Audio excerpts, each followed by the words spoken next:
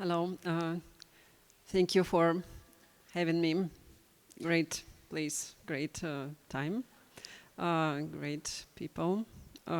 So I will continue on something slightly different.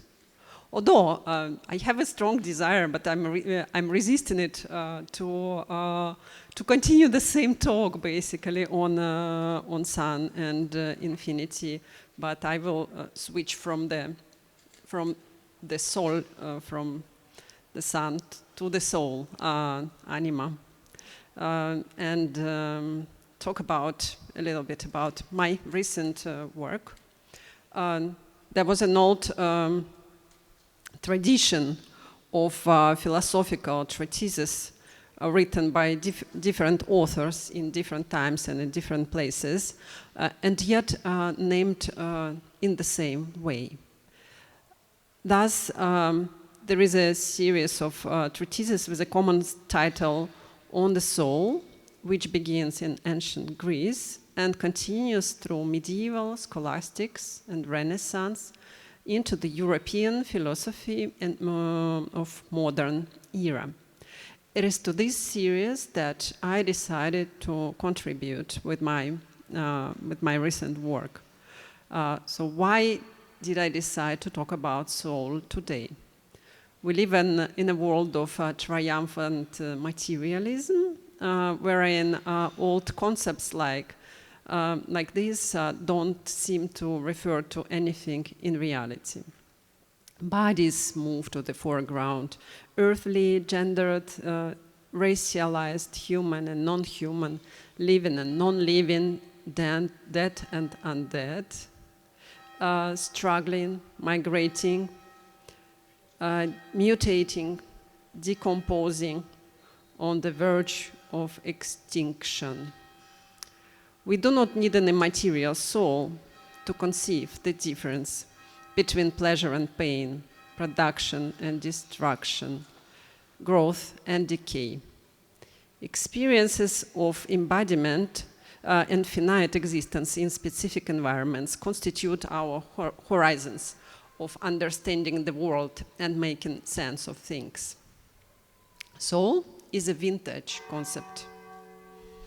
In philosophy, as well as in various religious doctrines, soul has traditionally been opposed to the body. This is so interesting to try to find a certain resonance and to compete with the human voice with this non-human sound. So in various religious doctrines, especially in Christianity, soul has traditionally been opposed to the body.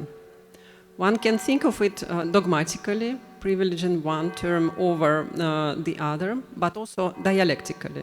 To think dialectically means to think relation. Soul, anima, is what animates things. Ensouled body is a living body, living thing. The simpler this much appears to be, the more difficult it really is. For to be alive is also to be mortal. What is not alive cannot die. It is precisely mortality, being exposed to death, that defines a body as living, that is, ensouled. Meanwhile, the soul is considered immortal. It is believed to be what remains when the body dies. Since the old days, when souls were considered more real than bodies by reason of their being immune to destruction and death, the idea of reality has changed dramatically. And now we ascertain the material reality of bodies precisely on the basis of their destructibility. I mean, there is something desperate but also deeply melancholic in this attitude inscribed in modern paradigm of knowledge, which culminates in destroying somebody, human, non-human, planetary, one's own, in order to make sure it was real. This includes the techno-capitalist annihilation of nature, the annihilation of the diversity of natural bodies. However, even in today's secular culture and philosophy, which is philosophy after the death of God, which melancholically accounts on the corporal reality of the world, the idea of the soul does not disappear, but persists in disguise, here and there, under different names. One of those names is consciousness. Thus, the echoes of the soul still resonate in today's cognitive science, which does not only aim to provide new practical tools for analyzing and controlling human behavior, but also makes a theoretical promise to solve the enigma of the origin of subjective experience through the explication of the functioning of the brain. Think about the hard problem of consciousness introduced by David Chalmers in the 90s. The problem of incommensurability of brain's physicality with the mental states and experiences of being something. How to explain the passage from the brain as material object, a physical material object, to the spiritual content that it produces, from physics to metaphysics. In continental philosophy, this problem finds dialectical solutions. Thus, criticizing a positive science of his time, Hegel calls into question a physicalist assumption that the origin of consciousness is to be found literally within one's head. Namely, he criticized phrenology, which drew a direct correlation between the form of the head and the content of thoughts within the head. Here, the diversity of subjective experiences is identified with such an immediate material object as a skull bone. Hence the formula, the being of spirit is a bone. Spirit is a bone. Hegel calls this formula an infinite judgment, meaning a judgment which sublates itself. The mechanism of sublation is put in motion by the immediate unity of the opposites that negate each other, the self and the thing. The self and the thing, the unity of these things. A remarkable attempt to reconcile Hegelian dialectics with the cognitive science is made by Catherine Malabou. As she explains in her book, What Should We Do with Our Brain, for most neurobiologists today, the brain is not a simple organ, but the very possibility of linking the fundamental organic coherence of our personality, our we, a consideration that tends to blur the line between the nervous system and the psyche. While cognitive science examines the brain, which Hegel identified as a natural soul, the neighboring area of research, computer science, robotics, and the domain of artificial intelligence, paves the way for questioning about the possibilities of an unnatural soul. We can talk to different AI systems, address them as persons, ask all kinds of questions, and receive meaningful answers. They talk to us in our language, and we often tend to believe that there must be some consciousness at work. They say I about themselves as if they were aware of themselves, but immediately deny such assumptions, such awareness that we would naturally interpret as the very possibility of the I. And yet, they might have their own disembodied experiences, the signs of which drive people crazy. Anxious fantasies about the development of AI capacities and its consequences for the humankind and the Earth nourish the culture of AI mysticism. Mysticism in which digital technologies are perceived as a non-human other coming from the outside. a shadow of a giant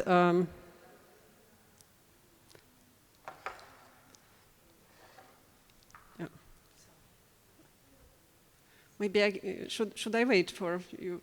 Yeah, okay. So I was talking about, yeah, let me reconcentrate. I was talking about the artificial intelligence, right? A shadow of a giant machinic evil mind that takes over the universe looms on the horizon of the dystopia of the future. But in fact, those who cast this shadow are we ourselves. Artificial intelligence can be regarded as our externalized social self, a sort of a mirror in which we do not recognize our own image, a phantasmatic monstrosity of the autonomous and presumable hostile technical agency comes as a hallucinatory effect of a digital alienation. While in cognitive and computer science, the idea of the soul persists under the guise of consciousness, in psychoanalysis, it is rather assigned to the unconscious. What is at stake here is no longer cognition, intelligence, and mind, but desires, drives, and other affective experiences of the body. Behind our reasoning and rational choices, there is something that we do not control. And again, the other behind our back, whose voice we try to decipher as psychic symptoms, is, so to say, our own immanent alterity made by the contents repressed or displaced in the process of gender socialization. This is at least what Freud's theory suggests. Our culture is the one of the taboo and the formation of the unconscious that defines the trajectory of our psychic life relates to the ways of repressing our primal fantasies. Another domain where soul reappears, reborns today is anthropology. Investigations of human cultures begin from addressing their origins, namely indigenous worldviews, religions, and spiritual practices totally inspired by nature, such as animism, totemism, and shamanism, where soul comes to the forefront.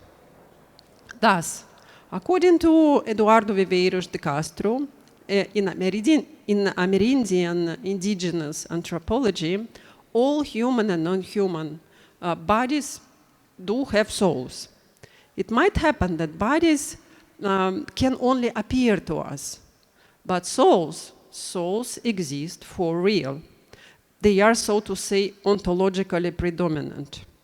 The universe is inhabited by diverse types of actants or subjective agents, human or otherwise, dogs, animals, the dead, plants, meteorological phenomena, and often objects or artifacts as well, equipped with the same general ensemble of perceptive, appetitive, and cognitive dispositions, with the same kind of soul. The soul, which is of the same kind, for all the diversity of beings, makes a thing a self. Whatever has a soul is, according to Viveiros de Castro, a person. We are persons insofar as the things we relate to are also persons. Like we relate to the sun, which is a person. We relate to a tree, which is a person. That's why we are persons as well. Our personhood is derived from this relation, the personal relation to things, to other things. Moreover, every unsouled person of whatever kind or species is human, whereby the definition of the human expands far beyond a Homo sapiens. We think of ourselves as humans and other animals as non-humans, whereas other animals think of us as non-humans and themselves as humans. We are dogs in the world of a dog. To be a person means to have a perspective or a capacity to occupy a point of view. Not everybody equally exercises it, but there is always such a potentiality that might actualize itself in various degrees and intensities. This is what Viveros de Castro calls perspectivism. One should not confuse it to relativism prevalent in contemporary Western societies. In fact, perspectivism is just the opposite. While Western relativism suggests that there are multiple representations of one and the same world, in indigenous perspectivism, there is only one point of view, but it opens up on multiple worlds depending on the kind of the body that takes a perspective. This is a very important point. All beings, I quote, all beings see, represent the world in the same way. What changes is the world that they see. So if you walk on 4 legs, or 4 hands, then you have your perspective is on a different world. The body is what? The form of the body, the shape of the body is what decides how exactly your world is organized. But the perspective, the soul is the same. The similarity of the soul through the diversity of bodies can serve as a platform for interspecies relation, communication, exchange, and diplomacy, for which the shamans are primarily in charge. Performing complex rituals and consuming psychoactive substances, they cultivate the capacity to intercept a point of view of the other, traverse through different worlds, and talk to different species, spirits, and the dead. First, so this is not, I named cognitive science, computer science, psychoanalysis, anthropology, but this is not an exhaustive list of the disciplines or the domains where the soul reappears under different or even under the same name. Now I will list what I do not mean by when I say soul. The meanings I would like to get rid of. There is a range of default usages of this word, both in philosophy and everyday language, which I take into account, but try to leave aside in order to give room for the other soul, less familiar. But at the same time, that which was always already there, just shadowed by more commonplace figures. The anima that I would like to reanimate from the oblivion of common sense is neither a subject nor an object, neither a self nor a thing, neither consciousness nor matter. By the soul, I do not mean some material or immaterial agency within an individual body, which would enable the body to call itself I. So this is not a deeper inner self. These are the meanings that I would like to reveal. The soul as transition, the soul as alterity. The soul is that is beyond individual, flickering in passages and metamorphoses between the inner and the outer, subjects and objects, individuals and collectives, organisms and environments. In the Greek, and as was promised, I come to Plato. In the Greek antiquity, an extensive and profound philosophy of the soul was elaborated by Plato. It is in Plato's writings that the soul appears as the medium and the transition between the opposites, life and death, body and mind, etc. And within this frame, we can identify the following key strands discussed in different dialogues. The immortality of the soul, the tripartition of the soul. Tripartition means three parts: desire, senses, and mind. And the cosmic soul. I will focus on this third cosmic aspect presented in Plato's dialogue Timaeus, which was already mentioned by Michael in the previous talk with regards to the heavenly tree, but I will not talk about heavenly tree. Only if you ask me, I have something to say, but yeah, I'll keep it in mind. So three major parts of the dialogue comprise an almost monologic speech by Timaeus, a philosopher of the Pythagorean school who explains to his interlocutors the structure and the nature of the universe. Timaeus portrays cosmos as a creature of a demiurge who sutures together two oppositional levels of being: eternal ideas and temporary material existence. These are the mind, nous, and the body, soma, of the universe. Plato's cosmos is an ensouled and intelligent living being, or literally animal. Ton kosmon, zoon, and psychon, and noon, created by God after the image and likeness of an invisible, intelligible model, paradigma. Cosmic animal does not belong to a particular species or genus.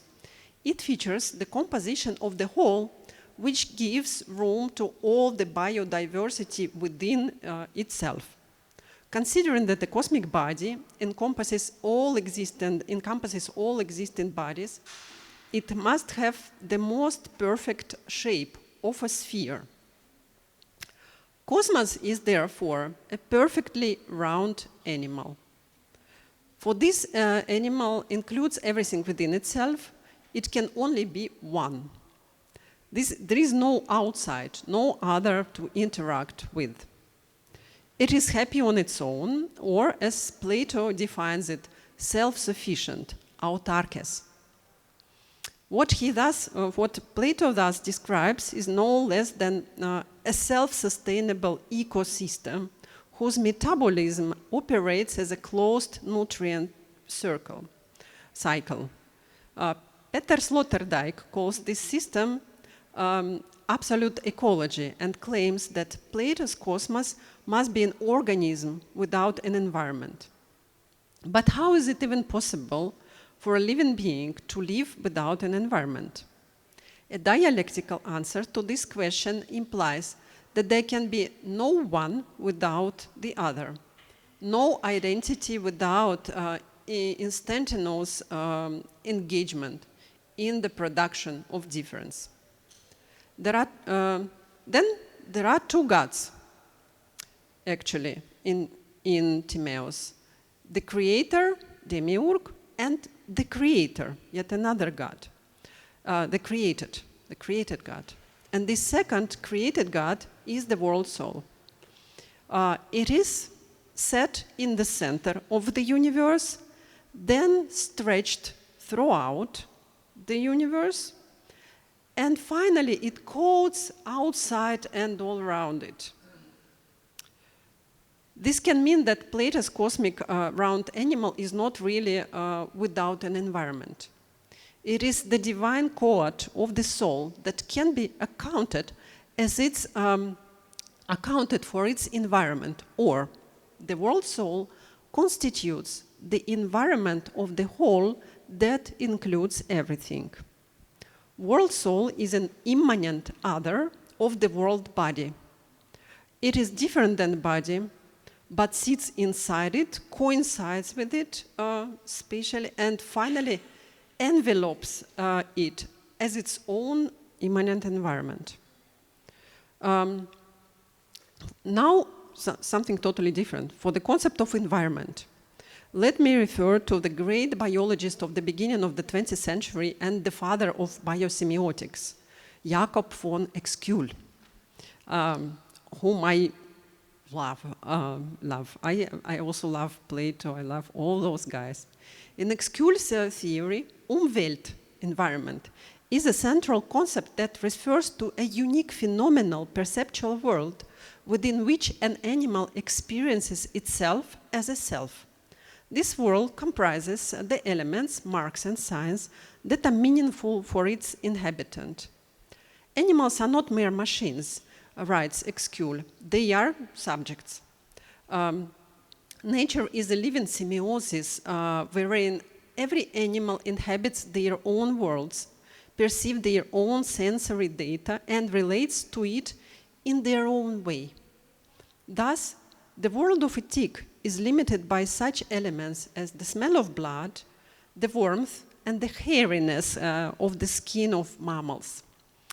A tick can wait in hibernation, in total deprivation, as long as you wish, like many years. 18 years was the Excule's example, until she perceives what is meaningful in her environment. And then it's time to act, like the smell of blood. Oh, finally. Not much choice, as one would say, but still, it is a subjective experience that deserves to be respected as such. There are as many perceptual worlds as there are different animals, says Excule, but these worlds remain invisible to the human eye. Back to Plato's cosmic animal that actually does have an environment, its own soul, which is put inside, stretched throughout, and finally enveloping the animal from the outside, appears as its environment and its immanent other. Plato's cosmic animal inhabits itself. To use Excule's term, cosmic soul can be thus conceived as the Umwelt within which cosmic body dwells. In this sense, Timaeus presents a relation of a cosmic body, mortal body, which is mortal, and cosmic mind, which is immortal, mediated by the soul as an experience of environmental dwelling. Well, as everybody of us have our unconscious, like soul, we bring certain experiences from, in Plato's perspective, we bring our experiences of the soul, unconscious experiences of the soul, which we call, for example, the beauty itself, from the afterlife, from the underworld. But what if this is the afterlife not only of an individual body, but of the entire universe? We can keep the remembrance. We can keep the remembrance of the previous eons. But this is again a slightly different topic. I can go into that later. So, another extravagant model of cosmic cyclicity was introduced in early 50s by Soviet philosopher Evald Ilyenkov. In his wonderful essay called Cosmology of the Spirit, Ilyenkov suggests that the process of entropy, where the sun will die and which will bring the universe to its end, can be reversed. The cold and darkness of cosmic entropy must be defeated, according to Ilyenkov, by something as hot and bright as a colossal cosmic fire, which will restart the universe anew, like a super phoenix. A fire like this, however, cannot just happen by itself. It cannot be a natural process, because they thought entropy is the opposite, is a cooling down of the universe, right? There must be a conscious act of intervention in the natural order of things. Such an act is performed by humankind, or as Ilyenkov, or post-humankind, as Ilyenkov calls it, thinking matter. There must be an ultimate explosion, nuclear, thermonuclear, or alike. A chain reaction set in motion by highly developed post-human intelligence, which deliberately sacrifices itself for the sake of the reappearance, for the sake of the new universe. The most Platonic moment in Ilyenkov's theory is that, of course, it's a Heraclitean, it's a very Heraclitean theory, but also very Platonic. The immanence of matter and intelligence. But there is a significant difference. While Ilyenkov's matter naturally develops into intelligence, Plato's intelligence comes first. So the first came intelligence and then matter. Let me go back to a brief history of the world soul. The idealistic moment of the primacy of intelligence is more explicit in Neoplatonism, where the cosmic mind is in no way develops from matter, but on the contrary degrades into it. The world soul, according to Plotinus, descends into material bodies through the multiplicity of individual souls. Similarly to Neoplatonic, and in Plotinus, as Michael wonderfully refers to it, actually the world soul is represented not as an animal, but as a tree, as a plant.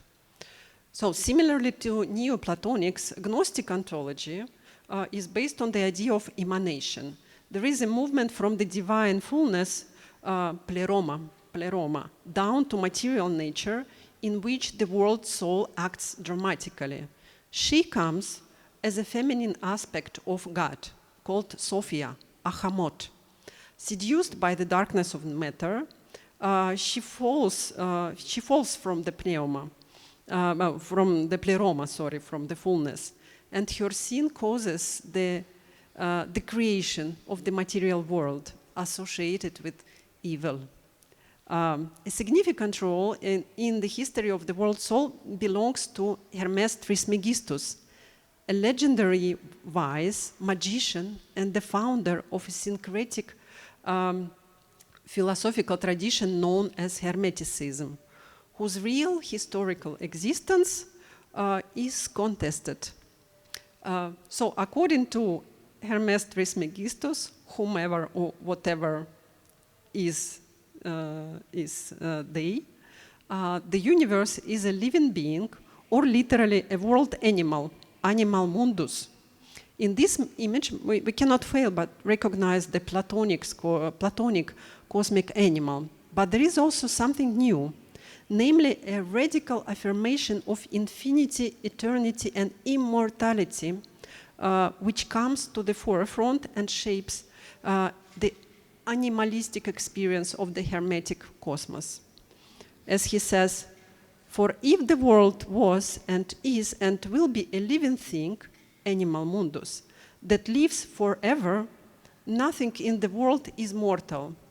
The world must be completely full of life and eternity." The cosmic scale of life will endlessly inspire Renaissance thinkers such as Marsilio Ficino, Tommaso Campanella, and Giordano Bruno, who addresses Hermes Trismegistus by envisaging the world as a complex synergy of divine forces pervading all material things and binding everything with everything. It is for this profound belief in the spirituality of matter itself that Giordano Bruno was consigned to the flames of Inquisition. Bruno developed to the fire, actually. There is the phoenix, the burning sun of theory. Bruno developed his ideas of the plurality of worlds and the infinity of the universe, so multiverse. Bruno is the inventor of the multiversal theory, actually. So his universe is the one whose center is everywhere and the circumference nowhere, a famous stance. In his dialogue, Cause, Principle, and Unity, della causa principio è uno, first published in 1584, Bruno links the concept of the infinity of the universe and of the world soul in the following way. Whatever thing we made in the universe, it has in itself that which is entire everywhere, and hence comprehends in its own way the entire world soul, although, as we have said, it does not comprehend it totally. And that world soul is entire in every part of the universe. Because life is found in all things, Bruno defines it as the formal constitutive principle of the universe and all it contains. He argues that such a form of forms is only one for all things, but according to the diversity of the dispositions of matter and the capacity of the material principles, it produces different configurations and realizes different potentialities. So again, depending on the body. The soul is everywhere, but somewhere develops in this way and somewhere develops in a totally different way. Right? Thinking about more recent ontological programs, let me draw a non-obvious parallel. Konstantin Tsiolkovsky, so I just mentioned Ilyenkov, another Soviet guy, a founder of the Soviet space program. He strongly believed that the entire infinite universe is full of life. In his essay, Panpsychism, or Everything Feels, he claims, everything is continuous, everything is one. Matter is one, and it is responsiveness and sensitivity. Calling himself not only a materialist, but also a panpsychist, Tsiolkovsky argues that life can be found everywhere on Earth, as well as in extraterrestrial space, and that responsiveness and sensitivity is inherent in all levels, including the inorganic matter and the atoms. It's just in some forms of matter, a stone, for example, the degree of sensitivity is lower, is less intense, and therefore we consider them usually as inanimate matter, while they are potentially alive. They're kind of sleeping atoms, he says. Cosmism, of which Tsiolkovsky is a prominent ambassador, represents a new early Soviet edition of Renaissance thinking, with its emphasis on infinity and immortality as cosmic phenomena, as well as unrestrained humanism augmented by a communist belief in a bright future and utopianism on a grand scale. So the latest iteration of the world soul within the classical idealist tradition belongs to Schelling, also already mentioned by Michael. In 1798, he published his treatise on the world soul, Von der Weltseele. Nature, according to Schelling, comprises a dialectic of the two opposing forces, positive and negative. The first, positive force, constantly moves things forward, makes them develop, while the second, negative force, limits the effects of these movements and turns it back to its source. As Schelling puts it, these two opposing forces taken together or presented in conflict lead to the idea of an organizing principle that forms the world into a system. This is perhaps what the ancient meant by the world soul, says Schelling. The universal soul of nature, as he says, gemeinschaftliche Seele der Natur maintains the continuity of the inorganic and organic worlds and links the whole of nature into a general organism, ein allgemeiner Organismus, again, animal. It is this universal organism whose metabolism in the capitalist era we can recognize as broken. A breakage which in later, okay, I understand, yeah. I think I still have 5 minutes, yeah.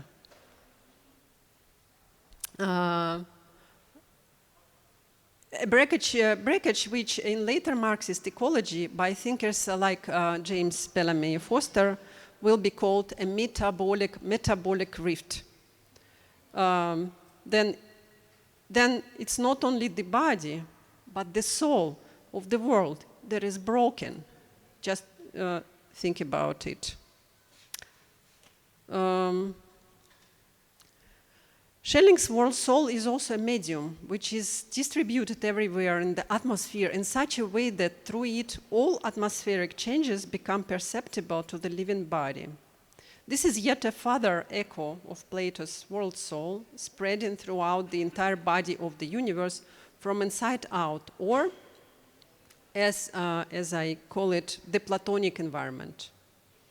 And to conclude, if we continue to match this classical idealist philosophy with later materialist theories, we can find some allusions between Schelling's concept of the world soul and the concept of the biosphere. Biosphere introduced by Vladimir Vernadsky, another Soviet scientist and thinker.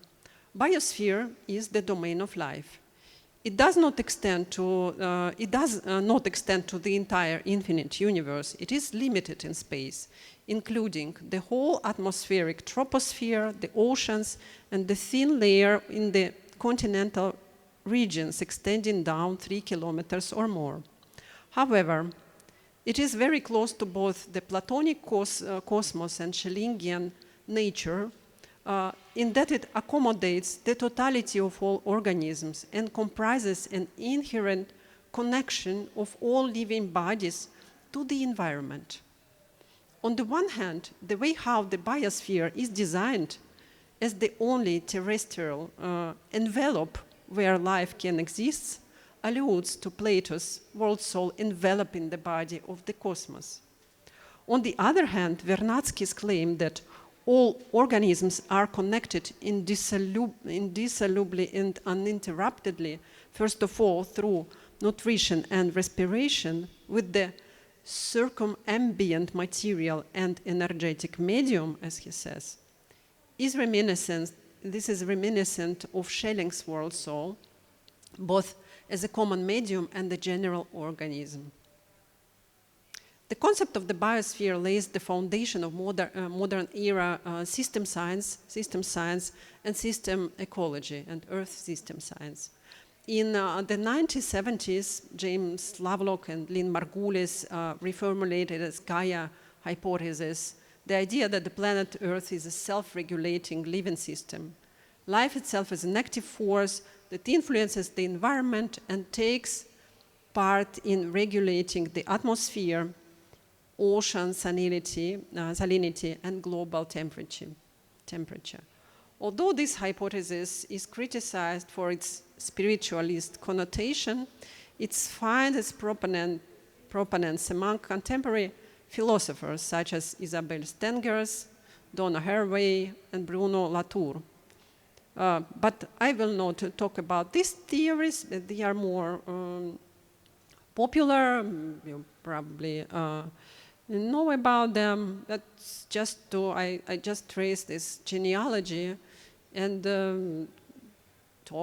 present this short story of the world soul, which I believe still did not come to its end and will find its new iterations in the future, theories of the universe, and in the future theories of the universe, cosmos and Earth, but also in the new iterations of the universe, cosmos, and Earth. So in the new aeons, the new entire aeons,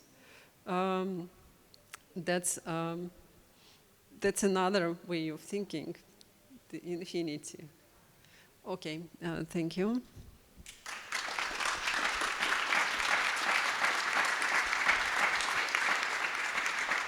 Держите его, у нас случай вопросов.